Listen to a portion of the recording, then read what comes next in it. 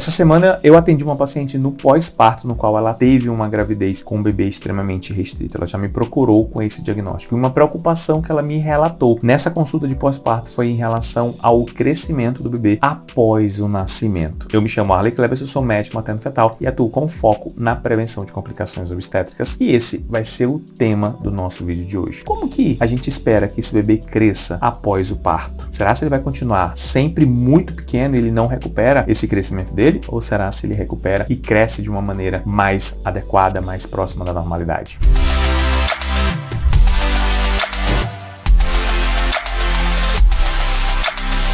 Então essa paciente, ela me procurou nessa consulta de pós-parto e nesse momento ali que a gente conversou, ela levou o bebê e aí eu perguntei sobre como é que estava o crescimento, acompanhamento, e ela tinha me passado que o bebê já tinha ganhado quase 1 quilo em pouco mais de 30 dias. Pois é, um bebê que nasceu ali com 1,8 kg, com quase 37 semanas, 36 semanas e 6 dias, já tinha ganhado já quase 1 quilo ao longo ali de pouco mais de 30 dias. Isso já considerando aquela perda inicial na primeira semana que é esperada. Então, um bebê que realmente evoluiu de uma maneira muito satisfatória. Isso, claramente, estava deixando ela muito mais tranquila, muito mais confortável, muito mais segura em relação à evolução do bebê quanto à questão do crescimento, mas ela me relatou uma preocupação grande em relação a como que seria esse crescimento, porque ela não sabia, ela não tinha muita ideia e ela não achou também nenhuma informação, nenhum conteúdo em lugar nenhum. E esse é o motivo que eu estou trazendo esse conteúdo aqui para você saber que sim, é possível que o bebê venha a recuperar esse crescimento e manter um padrão de crescimento dentro da normalidade, mas a gente precisa ter uma atenção importante, porque isso vai depender principalmente da causa que levou esse bebê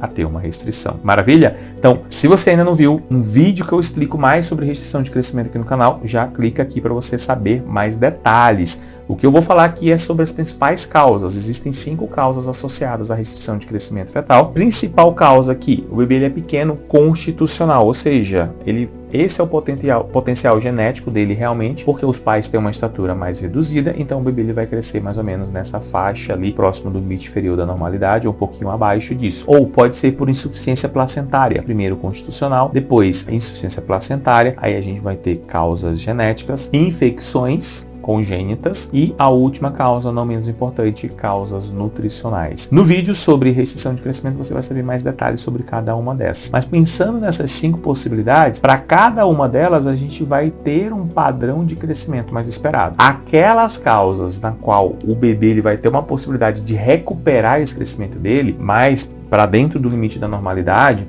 melhorando bem esse padrão, são principalmente as causas nutricionais e as causas relacionadas à insuficiência placentária. Quando a gente pensa numa infecção congênita e também quando a gente pensa no fator genético e até mesmo constitucional, são situações intrínsecas do bebê, onde o ponto de vista constitucional é se os pais têm baixa estatura, o bebê vai ser pequenininho, ele vai ter sempre uma estatura mais reduzida e isso é esperado. Então, de ser sim um bebê menor, um bebê que vai crescer, uma criança que vai crescer mais ali próximo do limite inferior de normalidade, se tem uma condição genética nesse sentido, como por exemplo síndrome de Down, isso é característico dessa síndrome a baixa estatura, então vai ser sim uma pessoa que vai ter uma estatura menor, e infecções congênitas também acabam impactando nesse sentido e aí pode interferir também para ter uma estatura mais reduzida. Agora, quando a gente pensa na insuficiência placentária ou no fator nutricional, são condições extrínsecas, condições que não têm relação direta com a saúde do bebê, com a saúde dessa criança. Então são influências externas. Quando a gente tem essas influências externas, nesse caso especificamente, de insuficiência placentária ou deficiências nutricionais, essas são as condições que a gente tem maior probabilidade desse bebê recuperar o seu padrão de crescimento, não necessariamente naquilo que seria esperado para ele, mas ele recupera. Às vezes ele fica um pouquinho mais abaixo, os estudos mostram, né, que ele fica geralmente um pouquinho mais abaixo em relação a outras crianças, só que ele recupera, ele não fica pro resto da vida com o crescimento sempre muito abaixo. Maravilha? Esse conteúdo te ajudou? Não deixa de compartilhar para que mais pessoas tenham